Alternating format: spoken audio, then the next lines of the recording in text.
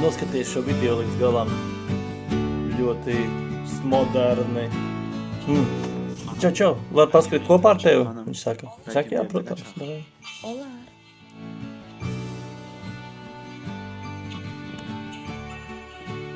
Nu, te ir kaut kāda pirmā šauba jau. Viņš ierauga vīrieti telefonā. Savādi. Nu, bet labi, viņš klusē. Nu, ok, viss kas var gadīties.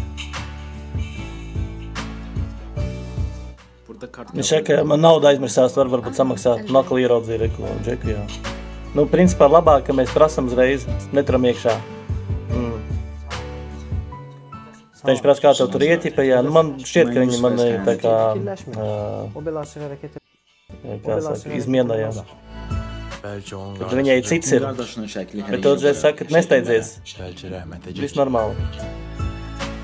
Pagaid bišķiņ. Labāk negaidīt, labāk prasīt, nevis iekšā turēt. Nu, grūti dzīvot vienkārši, ja tev iekšā stāv. Jautājums ir, kā pateikt tikai otram? Kā, ja? Tas ļoti svarīgi, kā mēs to pasakam.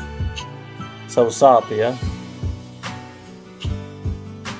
Ne? Bu senin için. Çok sağ ol. Nu, tu vienkārši satiekās, jā. Un te viņš atkal ieraug čeku un saka, jā. Seninle bir Tos es jau sen to gribēju paprasīt, jā. Kas tas par vīrieti tev tur visu laiku, jā. Elemendim. Un viņi saka, jā, es arī gribēju tev pateikt. Viņas tā sen jau, jā.